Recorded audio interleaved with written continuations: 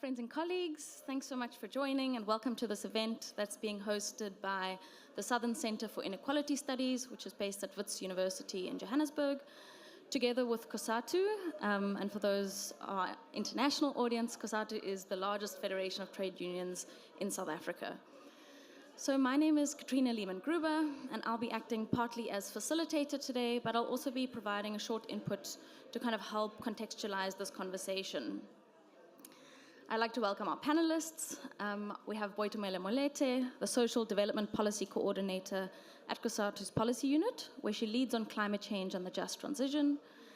And then we have Lebogang Mulaisi, currently the COO of the Presidential Climate Commission, but also where she previously acted as a Labour Commissioner for the PCC. Online, we have Brian Kamanzi. Hi, Brian. Thanks for joining. A researcher for the Trade Unions for Energy Democracy, which is based in New York. So welcome to everyone, and a special thank you to our speakers. As I said, I'll provide a short input just to kind of contextualize this conversation before I hand over to the panelists. So in 2021, at COP28 in Glasgow, South Africa signed a climate finance deal with the USA, the UK, the EU, France, and Germany for $8.5 billion. This was first such a deal, known as the Just Energy Transition Partnership, and since then several more of these deals have been signed in Indonesia, Vietnam, and Senegal, and several other countries have come on board as well to the South Africa deal. So of the original amount, 87% of this money is in the form of concessional loans, some in guarantees, and only 4% in grant allocation. At the following COP in Sharm el-Sheikh last year, the Just Energy Transition Investment Plan, so the JET-IP, was announced. This was a plan which was triggered by the JET-P deal, which outlines what it determined to be the main financial priorities for the Just Energy Transition. So that's electricity, new energy vehicles, and then green hydrogen, and it provides a quantification of what this is likely to cost. This plan estimates that 1.5 trillion rand is needed by 2027, of which the JET-P financing obviously only plays a small role. And now we are here in Dubai at COP28, and we've seen the launch of a new document, the JET Implementation Plan. The plan focuses on 6 portfolios, so the 6 original priority areas, as well as the just transition in Mpumalanga, the major coal region in our country, skills, and municipalities. And this plan aims to clarify a roadmap for each portfolio, confirm their governance arrangements, institutional responsibilities for implementation, as well as demonstrate the involvement of multiple stakeholders. So together with this implementation plan, which was announced this week, a register of the grant portion of the project funding has also been published, which illustrates kind of where all the money from the grant allocation has gone, and that by far the largest proportion of the funding is going towards technical assistance, almost 50%, and mostly through intermediary bodies such as the World Bank, the GIZ, KfW, some universities, research bodies, and then consulting firms such as Deloitte. So this is I've tracked what we've seen over the last 3 COPs, and these developments will be the focus of our discussion today. But also to clarify that these were not the first or the only just transition processes that are happening in South Africa. There was a just transition consultation process as part of the National Planning Commission. So there's the Presidential Climate Commission's Just Transition Framework and its associated processes, and then ESCOM, the State-Owned Entities Transition Planning. And this is all kind of happening in parallel. However, I think there's little dispute that these processes and developments are playing a significant role while occurring in conjunction with our energy crisis, the extensive deregulation and the increased privatization of our electricity sector, and the restructuring of ESCOM through unbundling. And most importantly, these processes haven't been without critique and contestation, particularly from unions, which I hope we'll hear a little bit more about from our panelists today. So with that, I'll hand over to them. You each have 5 minutes for your initial inputs. I'll then ask a few questions, and then I'll open the floor for questions or comments from the floor. So Boitumelo, can we start with you, then Lebogang, and then Brian? Thanks. Sure. Thank you very much, Katrina. I think your starting inputs were quite instrumental in framing why we're here and the type of discussion that we'd like to have. And noting from the beginning of the announcement of the JETPs, which is the Just Energy Transition Partnership, the initial discussions from the trade union movement was to accept this type of funding, noting that we had a principled position in that, based on the Paris Agreement, that the global north would be assisting the global south in transitioning, and we believed that this was another method in which that could happen. However, having the process unfold, with the development of the JET-IP, there were quite a number of issues that the trade union movement believed that were not done adequately. The first being the type of engagements that had taken place in relation to discussing, or rather consolidating, the JET-IP. The Just Energy Investment Plan is a plan that was consolidated by a task team that was appointed by the president, and in that there was no representation of organized labor, which was quite problematic for us, noting how we believe that through the just transition we would have a more labor incorporated approach, noting the importance of organized labor and skills and the participation of labor throughout the process. Subsequent to that, we, as COSATU, submitted an input to the Presidential Climate Commission, noting that we were quite dissatisfied, firstly, with the process that they took that didn't involve organized labor, that the projections of how this JET-IP would be structured were not for labor. Firstly, the issue that was raised was the allocation that the JET-IP envisioned would be allocated to skills, which was at a 0.1%. The issue of economic diversification was also at a 0.2%. And also with that, it was more about speaking to the electricity infrastructure, but the way it's framed in the JET-IP is more speaking to a privatized electricity and energy sector. We believe that in the JET-IP, we could see the hollowing out of Eskom, where Eskom was not perceived in the paper as being a key enabler for a just transition. We are not denialists of the fact that there is a transition taking place and that organized labor should be a part of it. However, the manner in which it's being done is not being reflective of what organized labor envisages as a just transition, noting the term just transition is from the labor movement. In addition to that, we came to COP28. In fact, I need to clarify that both the just transition investment plan and what I'm going to speak about, implementation plan, were brought to us either prior to COP, which is a few days, or at COP, which is the implementation plan that was brought to this COP. The implementation plan gives light to the kind of gaps that we saw as organized labor in terms of skills, in terms of municipality roles, in terms of the role of public transport in the transition.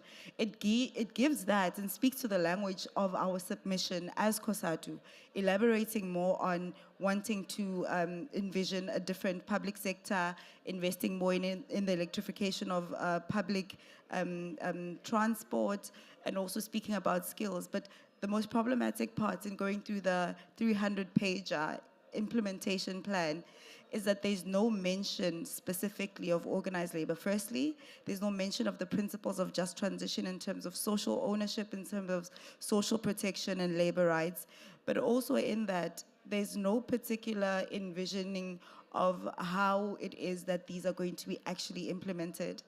And I think when Katrina speaks about the grants register, and you see the only mention of organized labor or any form of involvement of organized labor is the Just Transition Labor Center. That's the only investment that goes towards labor, which then becomes problematic in that there is no envisioning of skills or labor being invested in.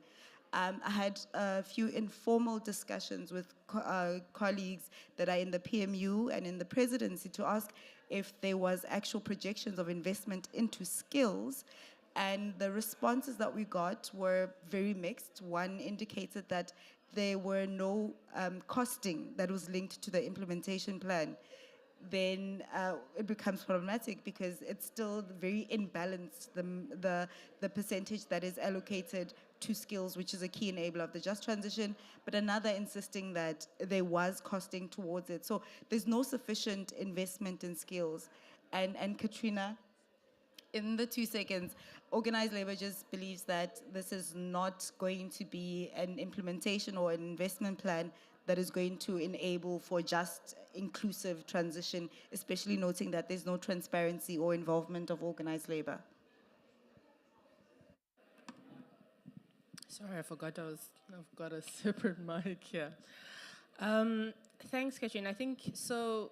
You've done the historical framing quite well, and I think maybe I just want to highlight the Presidential Climate Commission's involvement in all of this. And I know back at home there's been a bit of a confusion in terms of where does the Climate Commission's role start and where does it end. And I think we've been quite clear in the fact that ours has been to facilitate the inclusion of the various stakeholders within our society, for there to be an engagement on the plans, for there to be commentary process. I remember before we came to Sharm el-Sheikh, before then I was not even a part of the commission. I was on the other side screaming bloody murder. But I think what was important about that was the mandate that we were given by the presidency to go back and do significant amount of consultations. I mean, I'm looking at the room and a number of us were involved in those processes. We were adding our 2 cents into what the plan should be. And I know there was huge dissatisfaction about, questions related to public transportation, the skills for a just transition, as well as the public pathway for electricity generation in South Africa moving forward. So these were the processes that the Presidential Climate Commission, because I mean that is our mandate. We have a significant mandate to go back to stakeholders in terms of investment planning, in terms of policy initiatives concerning the just transition, to engage and consult with stakeholders as best as we can to solicit their inputs. If you look at the Presidential Climate Commission's response to the JET IP, these are the questions that we have raised in terms of the actual investment plan. I want to say something that sometimes sounds incredibly controversial, but I do want us to also reflect on this. Putting the JET IP in its context in the overall just transition landscape that is taking place in South Africa. Yes, the JET IP is significant in the sense that we look at it as a test case in South Africa of what can be done. But I think where the JET IP is an entry point, it becomes the Presidential Climate Commission's broader mandate to broaden the scope of the investment plan, to give rise to these questions of justice that we desperately seek within the JET IP particular processes. I think there's definitely we're definitely recognizing the fact that issues pertaining to justice, social ownership of renewables, we've been talking about that. These are the things that even in the PCC processes, over and above the JET IP, JET IP is a 5-year investment period, whereas, with the Just Transition Implementation Plan that the Presidential Climate Commission is overseeing, over and above that, which is a longer-term process, these are where we want to see the building blocks of actual justice taking place. So the process has been, because we were the first ones to undergo this particular process, I think there's been lessons that have been learned. I think there's things that I definitely agree. I was on the other side when we began with the process and just felt that I think at the level of consultation and communication, definitely a lot could have been done. But work has gone into ensuring that stakeholders do come and provide significant consultations. In the Presidential Climate Commission quarterly sittings, we do have sessions with the commissioners where a regular update is given in terms of the investment plan. Maybe just to talk about the issue of 30 seconds. Just to talk about the issue of grants very quickly, and I think the president, when he was here, he indicated the fact that, you know, even in political discussions, bilateral negotiations, the issue pertaining to grant allocation is something that they have a keen interest in wanting to address, and it's probably something that we should continue to monitor and continue to look at, because I think, and even the Presidential Climate Commission's finance landscape bemoans the fact that there isn't enough grant financing that's coming to developing countries like South Africa, worse more what's happening with the other JIPs. So maybe just a brief reflection there, Katrina. Thanks, Lebogang. Brian, over to you. Thanks, guys. I wish I could be there, but I feel very represented. Can you confirm you can hear me and see me? We can hear you and see you. Okay, great.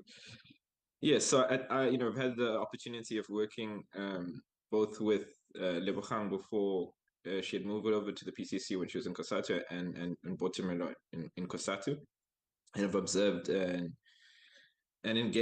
been a part of engagements that have had some of the issues that both have raised, especially around consultation, and then I think a lack of appreciation from the side of government, or maybe, more controversially, full appreciation of the real gravity behind what Labour says when they say things like they want a public pathway instead of what has been proposed, and having a concerning situation where a lot of that has been really ignored. To be honest, even with the renewed efforts to improve the consultation process, if you look at the summaries that have been put out about what Labour's inputs have been, I didn't see any evidence that said Labour rejects a privatization and proposes that this plan be redrafted in favor of a public pathway. I didn't see anything close to that, and I think that's concerning, because it means that there's a lot of places for people to ventilate their frustrations, but really I think a lot of what is taking place is about legitimization. And this is more about, I think, the process that has been embarked on by the South African government, and less so about specific instruments like the PCC. I think that the way that the JET has been proposed thus far is more about it's less about climate change as such, and more about a shift to transform the South African electricity system into a very specific techno-governance regime, which I think is somewhat of an imitation of key influential donor countries like Germany, which really means that we are moving from a state-owned utility and a system that was geared towards more central planning, towards decentralization, and a reliance on private wind, solar, and gas. Gas is very absent in the plan, but actually very prominent everywhere else and implicit within the plan itself.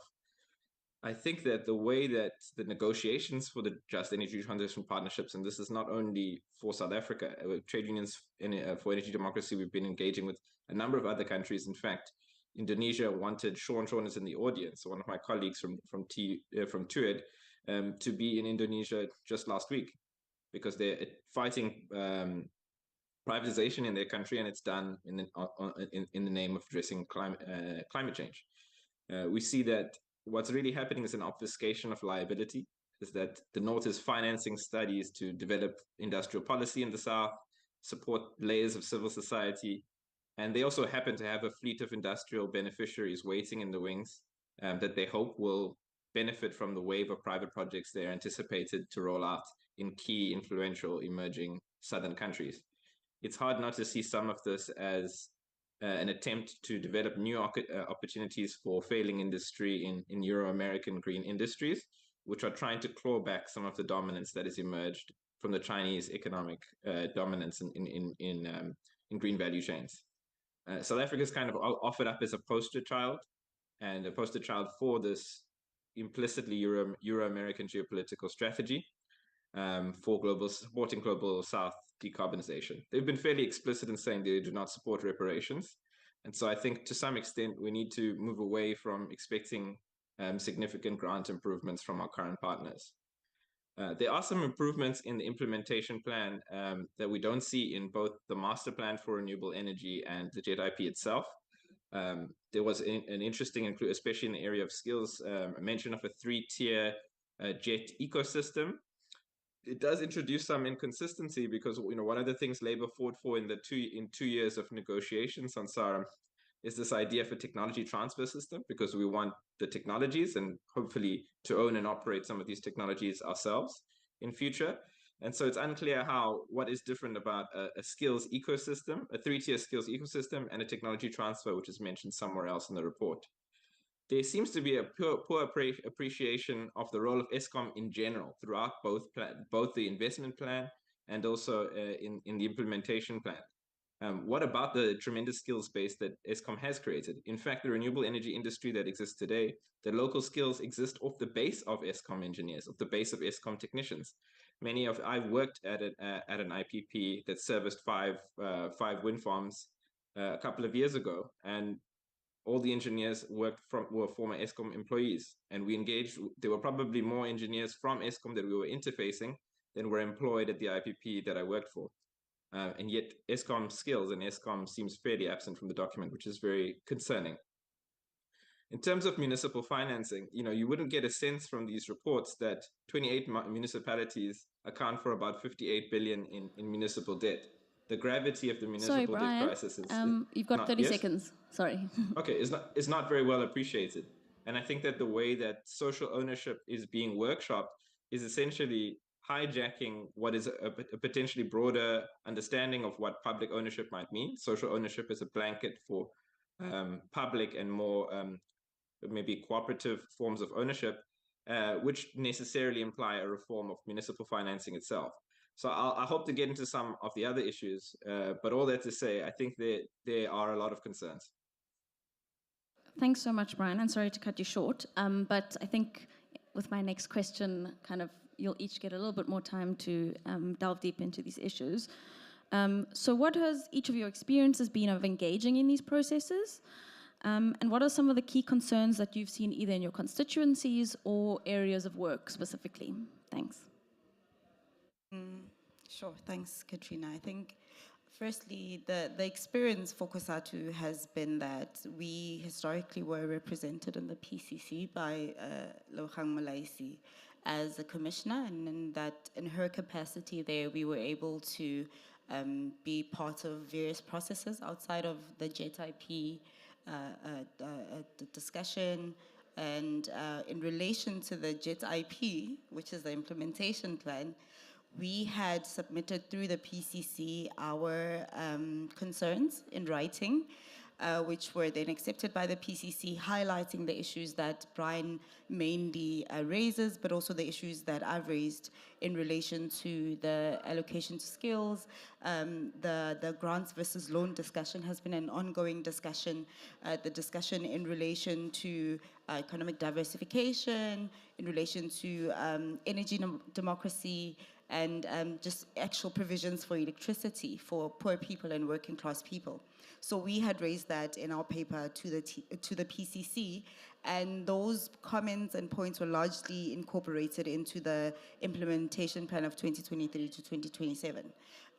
They were slightly elaborated in terms of having an actual a chapter on skills and an actual chapter in relation to municipalities, and somewhat mention of energy democracy in the implementation plan. So that was how we got our manner in which we were able to engage in this national discourse on just transition, but also just to highlight that even when the implementation plan was consolidated, we highly acknowledge and appreciate that the comments were incorporated. However, the process of it being consolidated, we were not given an opportunity to see a draft of the document or engage further on how we can best sharpen and craft this document.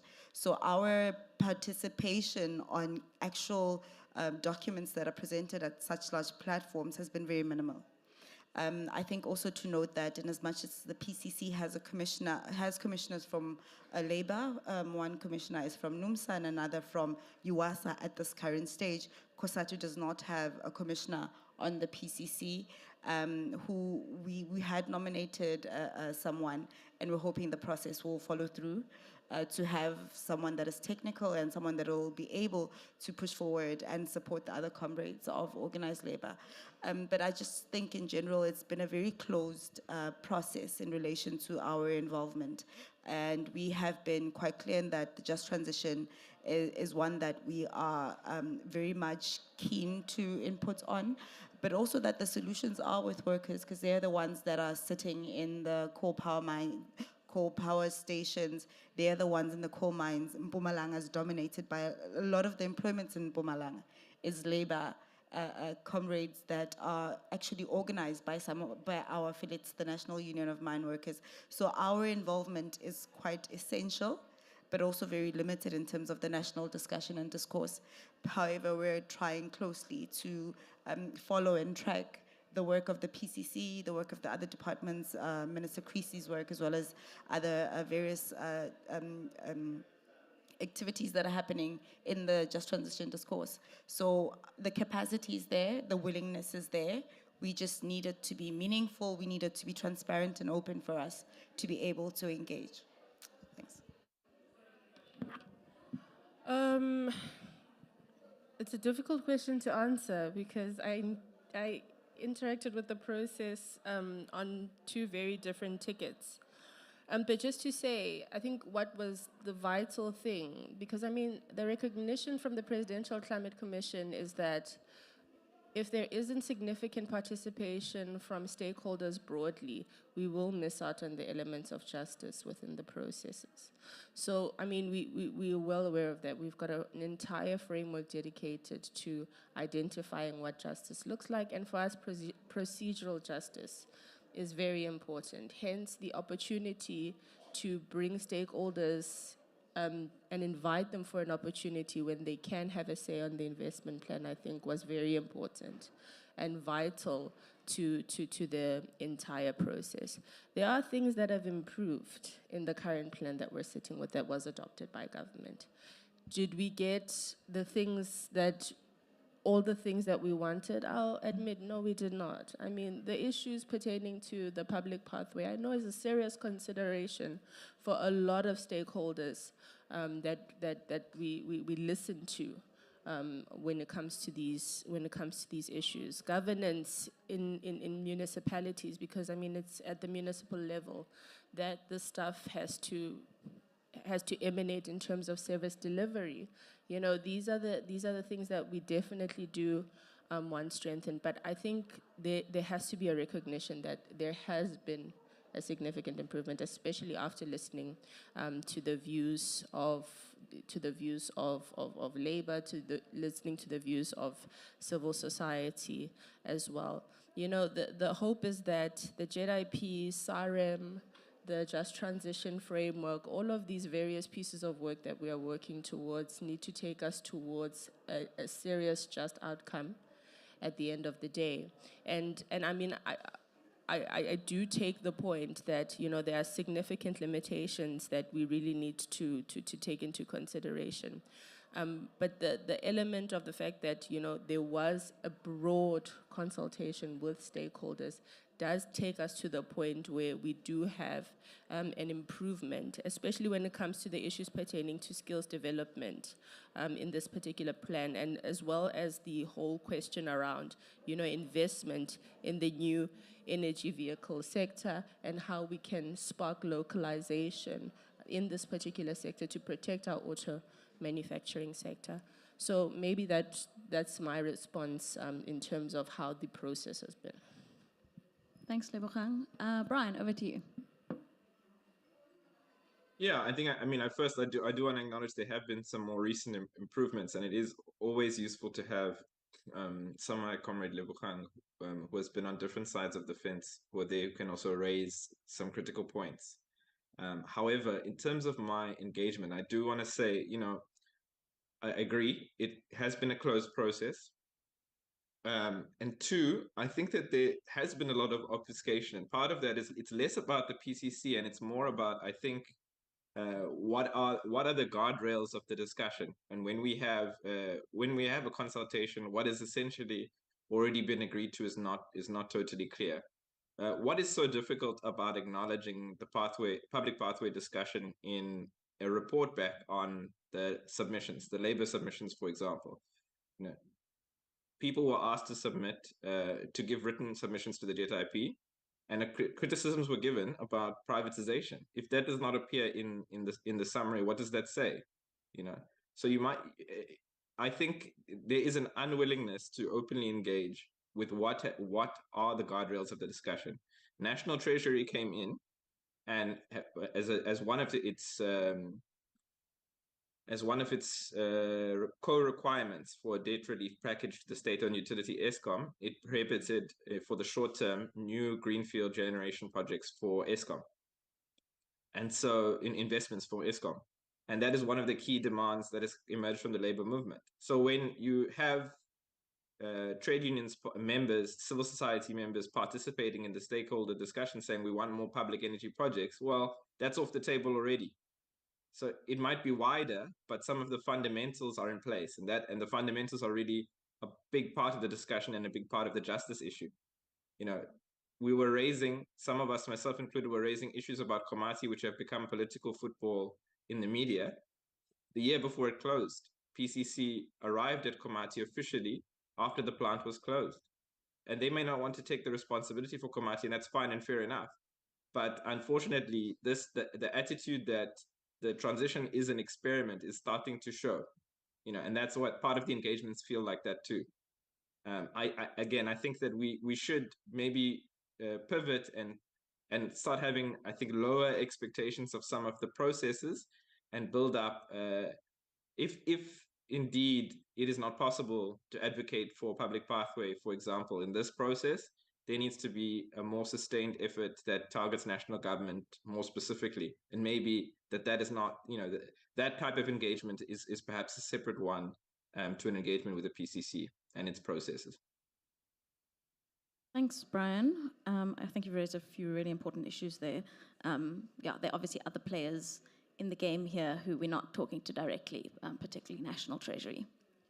So my second question for you all, given that we are at COP and there are several other countries that have now undergone JETP agreements, what lessons do you think that other countries can learn from our experiences?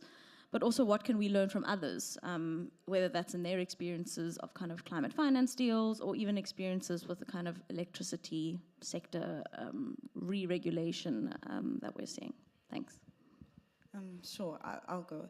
I think the first thing that I've been speaking, especially with Senegal, because they have been really being engaged in the JETP discussion, and we have a delegate from Senegal in the International Trade Union delegation. So I think the first thing is to define what the just transition means, especially in the trade union perspective, what it means for that particular country in that context.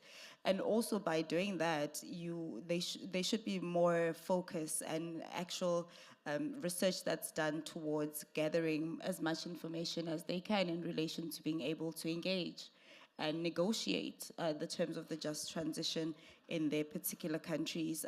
Similarly to what we did as COSATU, we have a blueprint for workers that picked up from a policy we have on climate change. So articulating and making sure that the pathways are quite clear before you get to the negotiation table is going to be quite instrumental, because you get there with insight and foresight of where you're going.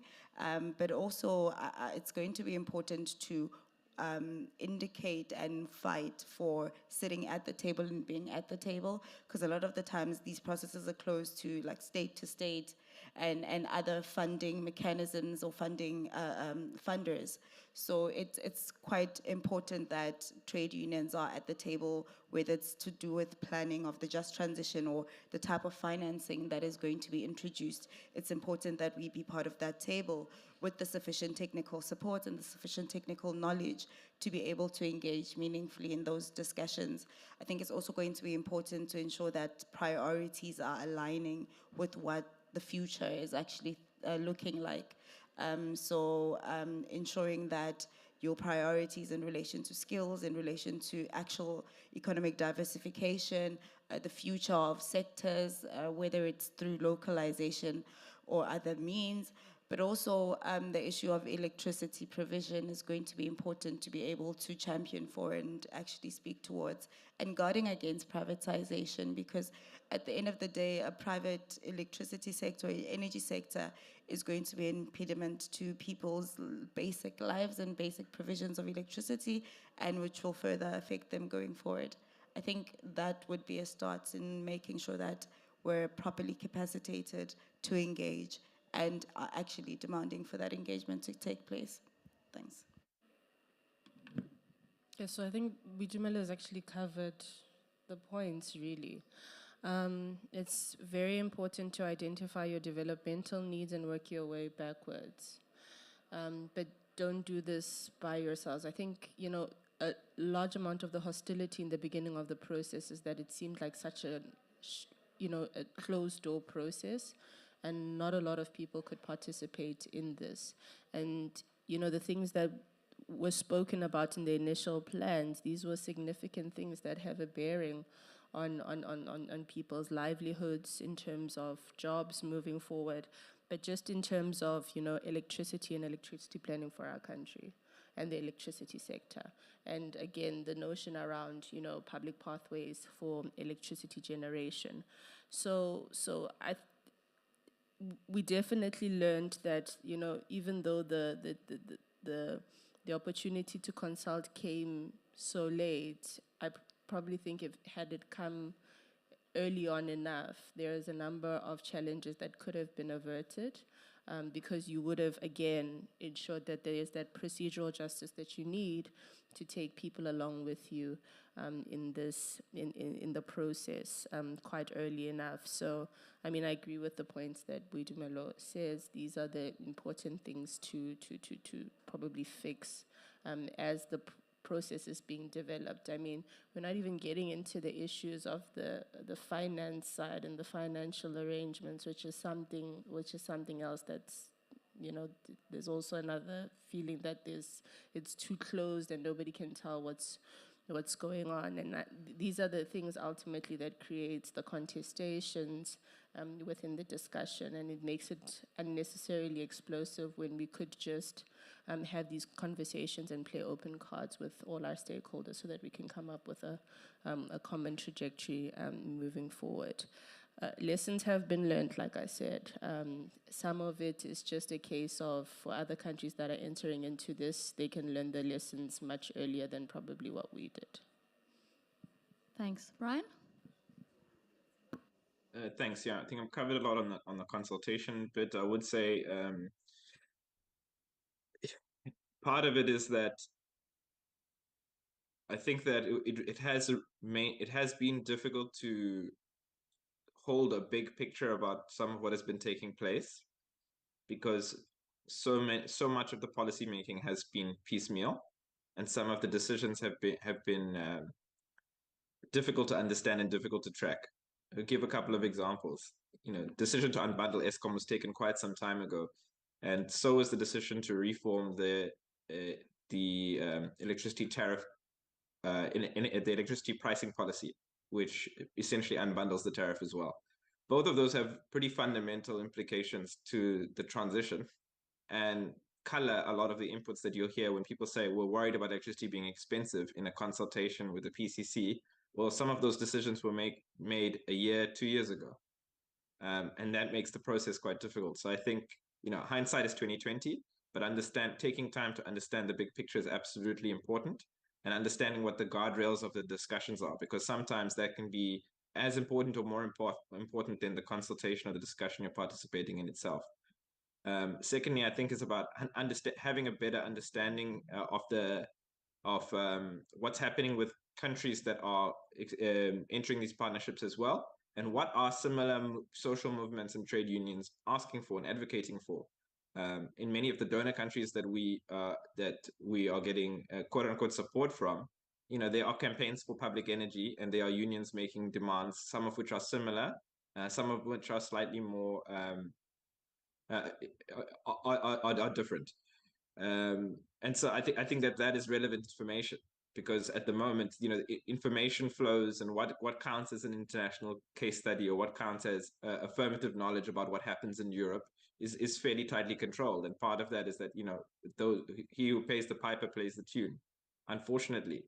And European funding is very, very, very strong in climate civil society work in South Africa, and so I think we don't have enough about what's happening in their own countries. Why are they using gas? What do their unions have to say about it? Why are they asking for public power at the same time where we are implementing reforms that will essentially take a decade to undo, extensive reforms that are not very well understood by the public. So I think those are some of those lessons. Take more time to understand the big picture and have a better understanding of what's happening in the rest of the world, especially in the countries that are offering you help. Thanks, Brian. I'm going to open up the floor now for any comments to the panelists, or any kind of questions to the panelists, or any kind of short comments on your thoughts on this topic. I would ask to please keep it short. Thank you. Go ahead.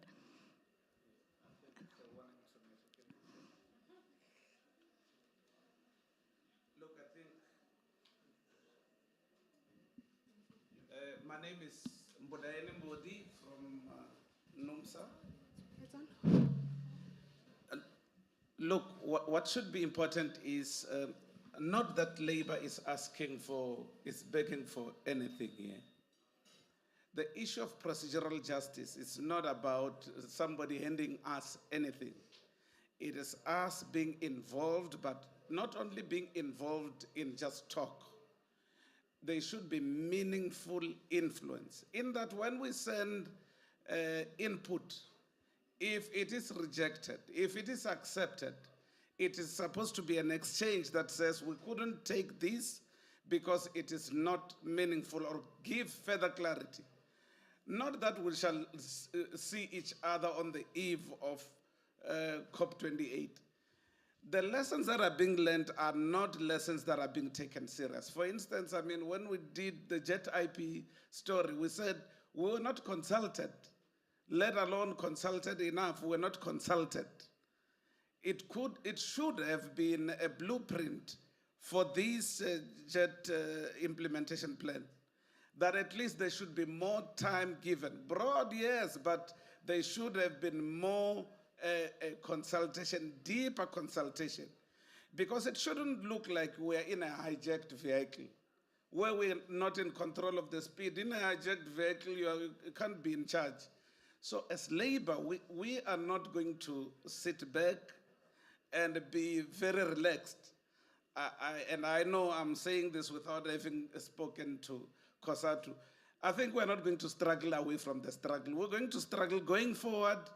And what we're going to have is to be meaningfully involved. And we're going to do it at all costs, because we must get the best deal for the workers. Much as there must be a best deal for the communities, for the poor and the working class, who are the majority of our people, we will do that by hook or crook. Gone are the days when we will look good where we are called to sit. We rather must not look good, but produce a good answer for the questions that the workers, who ordinarily cannot sit where we sit, are asking. So I think that is basically, we are not lamenting. We are going to do that which trade unions should do. We are going to reclaim our spot. We know that we are not trusted where monies are being spoken of. When we raised the issue of 0.1 and 0.2 respectively on skills and diversification of the economy, we noted where we sit and the circumstances of our people and the shop floor circumstances. Those things were never looked at seriously. Just as much as even when there are agreements that comes with these monies, they are hidden from us. We can just be seen talking about softer things. But where there is money, there are people who get installed to go and talk about money because maybe money suits them, but trade union not. I think we will have to take up our space, and we are not lamenting. We are going to also pick up lessons from others who have gone before us and make sure that this becomes instrumental in getting the best deal for the workers in South Africa. Thank you. Thank you. My name is Tendai Makanza. I'm from the Industrial Global Union. I think I listened to all three panelists with keen interest, and I could not help sort of enjoy Lebo's dilemma of before, I was this side of the fence and then I'm that side of the fence. But the reality is that it would be great if the Presidential Commission could respond directly to the concerns that were raised by Labour, because they're very specific, And I think my concern from time to time is that the state, which is the government, always speaks about stakeholders. And I think Lebo also did this, kind of hinted a little bit, that information may differ from stakeholder to stakeholder. Why would it differ in a commission? I think it needs to be made very clear who's getting what information and why, so that each stakeholder can understand their scope of influence within the commission. And I hope that moving forward, I think Lebo mentioned that there was a lot of progress. I would like that progress itemized clearly. That this is where we were last year in Egypt and Sharm el-Sheikh when we were screaming bloody murder across the line, and this is where we are now. And then we know where we need to get. I think those specificities matter, because they always say the devil is behind the details. Thank you. Thanks, I'll pass to Sean. Thanks, Katrina. Sean Swinney from Trade Unions for Energy Democracy. I think there's, given what Brian Kamanzi just said about many of the major decisions on policy were made before the PCC was set up. So we've had an announcement in 2019 that the utility was going to be unbundled. This has been a 20-year project. There's a reason why it's stretched out over 20 years. We don't have time to go into details now. But a lot of it is the administrative act of breaking up a utility is a fairly simple political thing to do. It's supposed to send a signal to the private sector that we are serious about privatizing the sector. That's what the World Bank says you need to do first, is to unbundle the utility. The problem, not just in South Africa, but all over the continent and in many other parts of the world, is the private sector doesn't show up. So you go through the motions of privatization, you send the signal, but the signal never gets seen, or if it's seen, it's not strong enough to attract private capital without rock-solid guarantees of returns on investment for a 20-year period through power purchase agreements. And I would suggest that given that process was already framed in a way to advance a neoliberal agenda in South Africa, in common with the neoliberal agenda pursued by the World Bank now in the continent and internationally for 30 years, is there not a case to be made for Labour and other stakeholders in civil society to convene its own space to say, let's have a look at the impact of this policy on the world. Let's have a look at the fact that throughout the entire continent of Africa, the independent power producer model, which is really privatization, has only produced 30 gigawatts of installed capacity during as many years. That is an appalling record. The private sector will not deliver a just transition. It won't even deliver renewable energy unless they've got a lot of money in the process. And the last thing I would say is the key question that's also unanswered, which I think a new commission or forum convened by Labour and its allies could address, is the question of the failure of blended finance. So you've got the World Bank in 2015 saying they want to turn billions of public development aid into trillions of private sector investment. Well, here we are 8 years later. Have a look at the numbers. the billions that they put on the table through public development aid has not been matched by the private sector. In fact, the head of the African Development Bank said, for every dollar of public development aid, 16 cents has been mobilized, if you can call it that, from the private sector. So we need to step back and say, let's revisit the entire policy, because the public alternative, a public pathway, surely has to be less expensive, fairer in terms of workers and communities, more effective, can basically attract more international support in many respects if the whole global public goods message was transmitted to within the South African context. So I think South Africa is not a success story in terms of the IPPs. I think it's been a major failure all over the continent, and particularly in South Africa. But this then showcases the need for a public pathway alternative, and I think that time has come, and we should start trying to convene those spaces where we can have that conversation. Sorry if I went on a bit too. Thanks, Sean. Were there any other hands? I'll take, sorry. Oh. Okay, that one over there, and then will be the last one. Thanks. Thank you. My name is Marina. I'm from Africa Coal Network Groundwork in South Africa. So I think I heard something I just want to clarify and be sure about stakeholder engagement with regards to the implementation plan. And from what I know, because we've been working with people on the grassroots, the communities, and I know that we haven't been involved in this. We don't, like, this is actually, everything just came, like you said, just before COP, it came out, the plan came out. And this is a big problem. Like you said, other countries have to learn from South Africa. But does that mean that we are going to stay in the situation that we are in and just go ahead with the plan? Or is it possible for some changes to happen and things to happen in the right direction? Let's say, for instance, we are talking about the making sure that the community people are involved, making sure that we are training people, their skills are developed in a way that to get ready for the transition. What is actually going to happen with this? Do you think there is something that we can actually make some changes to the implementation plan? Do you think there's room? Because I know for us CSOs in Africa, aside South Africa, we've been meeting with other CSOs, like you said, Senegal and other countries, to learn from them and see how we can work together to push the JETP in the right direction. So what do you think? Do you think there's something that there can be a room for consultation where we can all come together and have room, not in the way that we select some particular people and have these discussions with them, but a place where we can have consultation, where it's real stakeholder consultation, not just with some specific people, but mainly, especially with CSOs and civil society NGOs also involved in this. Thank you. Thank you. And then the last question at the back. Thanks, Sandra. Thank you. I'm Vikesh from Eskom's Just Energy Transition Office. I need some support or assistance on understanding the economics behind this. If Eskom cannot take on additional debt, if you have a strained balance sheet, if the government sovereign guarantees are not there to support additional debt from a surety perspective, and Eskom cannot take on or receive cost-reflective tariffs, how does Eskom, and I need some advice on this, in your opinion, pursue renewable energies, and how do we finance it in the absence or given those constraints that we have? Thanks. Thanks.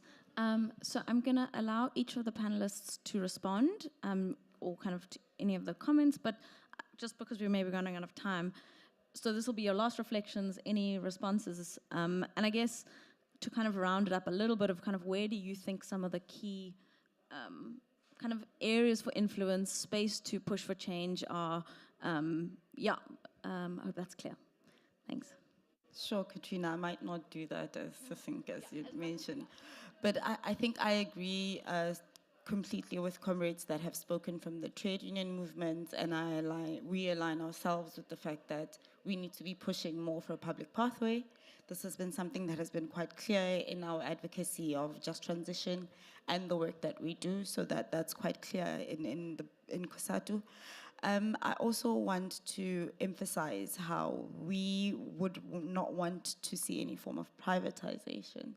I think it's quite clear that it is going to be through the trade union movement's influence and inputs that we're going to try to not hollow Eskom out. And I'm not sure if the colleague from Eskom is speaking on a basis of not actually believing in that Eskom can be somehow assisted. Looking at the grants register, I'm seeing a lot of organizations being channeled money through from the grants parts of the JETP. So I'm not an economist and I can't respond to that. However, I think from a developmental perspective, it's going to be important that we channel either through grants or through the National Treasury money to ensure that ESCOM is actually saved and that ESCOM is a key part of the just transition and implementing of the just transition.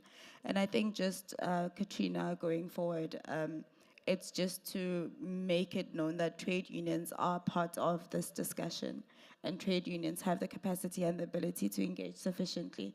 As I was walking in, someone was asking if COSATU still exists. so, so just to be clear in that, organized labor is a constituency that's very much alive and is really thinking about the development and sustainability of South African workers. And it is through such engagements that we believe we'll also be able to influence the discussion. And I'm comfortable to know that the COO of the PCC is someone from COSATU, and in that, in her considerations and her decision making, she'll be able to also remind the executive and the secretariat as well as government that there is organized labor that is here and that should be considered. Thanks, Lebogang. COSATU is very much still alive. I just wanted to also respond. There's no dilemma, by the way. I think we're quite clear on the fact that we want justice and we want a just transition at all costs. And this is very much something that we advocate, whether we're outside or inside of the PCC. There's no difference in information that goes to stakeholders. Stakeholders received the same information all the time. That's why there is a huge impetus in transparency within the Presidential Climate Commission. In fact, to be quite honest, the JET-IP is within the JET-IP PMU, the Project Management Unit within the Presidency. But it is the PCC that has taken on the fact that, you know, we had seen that there were gaps and it was necessary to fill them if we are interested in pursuing procedural justice like we are. So there's no differences, there's no dilemmas. Vikesh, your question. I hear your contextualization of the current challenges in ESCOM, but that doesn't denounce the ability to develop a public pathway for electricity generation in South Africa. Whether it is through ESCOM, whether it is through the establishment of another state-owned enterprise that can do this for us, there is, you know, this idea that, you know, we come from a country that there are clear differences between the haves and the have-nots. And to be quite honest with you, this entity is very important in the sense that cross-subsidization works within this particular model. So maybe it's a conversation we must have back at home so that we don't air all our dirty laundry in public. But a public pathway is essential, Vikesh. And that one, we cannot wish it away. I know a lot of people, we're angered by what's happening with ESCOM. And a lot of people want to wish it away. We can't. There are a lot of people who are depending on this cross-subsidization and for it to work, for them to be able to access electricity. Unless we're saying we're no longer interested in providing electricity for those who can't pay for it, then that's a conversation for another day. But again, we're not going to air dirty laundry in front of everyone. I'll pass to Brian for the last word. Thanks, I enjoyed that. To be honest, I'm incensed a little bit by what Vikesh said. I am going to assume that was a rhetorical question because many of the barriers that you raised, A, I don't agree with them, and B, they were installed in through processes that were, you know, in some cases have been negatively impacted by corruption, but also policy choices that I didn't support to begin with. So to say, how do you create a public pathway given that we've made all of these choices? Well, I guess that's kind of the point, is that we live in a democracy. I support groups in social movements and trade unions that want a different social and economic policy for the country, because I believe that the current trajectory that we're on will only increase inequality and will not deliver many of the flowery words that are being bandied about. And so with that new economic and social policy, then we would assume that our state-owned enterprises and that our technocrats in the policy rooms, some who are in the room that you're sitting in, who are paid the big bucks, will help us figure out some of that question. So I think, you know, we need to, in my opinion, we need to scrap municipal debt. We need to refinance municipalities through larger appropriations from National Treasury. We need to take on Eskom's debt route. I mean, shorthand, so many of these things are big shorthands. We need to take on corruption. Corruption is a big animal. If we could have taken it out as easily as I said, we would have done it already. It needs to be dealt with whether we go the private route or the public route, because it will keep on evolving and mar everything that is in the works. And Eskom needs a build program that is not only about renewables, because guess what? The IRP as it exists is not only about renewables, and the IRP that will be updated will also have implications beyond renewables as well. And where's the investment plan for the other technologies? You know, these are also important questions. If we have deficits, we're going to continue to have constraints. And with cost reflective tariffs, with the moves to marketization of our electricity pricing policy, we are going to essentially have a situation where the supply is going to be constrained for the next 10, 20 years. And you have generators, private generators, who are essentially extorting the public purse for profit, and that are speculating off the fluctuating price of electricity to gain higher yields of returns. That's pretty much what happened in Europe since the Russia-Ukraine war started. And that's why Europe's under a process now to review its electricity pricing policy. You know, we at Trade Unions for Energy Democracy, we were approached by parties of the European left and the European Public Service Union to look at, you know, answering precisely that question. Well, what do? We need a public pathway. This marketized route is not delivering the results, and B, electricity is just simply unaffordable. People are price gouging and people are speculating of the price of electricity. So here we go. We have South Africa who's saying, hey, let's privatize it, let's marketize. And if we include elements of consultation, if we have a few agrivoltaic project plants at our decommissioned sites and some tweaks to social policies and grants, maybe we'll have a just transition. If it doesn't work where these ideas come from, it's not going to work in South Africa. So I think we're in for a long haul fight, and it's bigger than what can be achieved through negotiating with the commissions. This is a confrontation between labor capital and the state, and I think this is hinting to the fact that South Africa needs a deeper structural economic transformation program. Thanks, Brian. I think that's an excellent point to end on, and sorry to the organizers who've gone a bit over. I think what Brian has really emphasized is the need that we cannot be having this conversation within particular constraints of this debate that have been preset. It is bigger than this. It's bigger than the JET-P. It's bigger than the JET-IP. It's bigger than the JET-IP number 2. And that we must be much more radical in rethinking kind of the existing policies that we are kind of currently sitting with. And just maybe a quick comment, I think, on the Eskom question. You know, we corporatized Eskom 25 years ago now. We can also look to some of those historical policies that have led us to the current position, which frames the debate as only cost-reflective tariffs and privatization. So I think it's really important that we take this forward and that we continue this fight, because it does feel sometimes like we are the only ones pushing for this. So thank you very, very much to the speakers. I think they've done a fantastic job of bringing a more critical space to this pavilion as well this week. Thank you, Brian, for coming to us at 6 a.m. And thank you for everyone attending, as well as all the support staff. Thank you.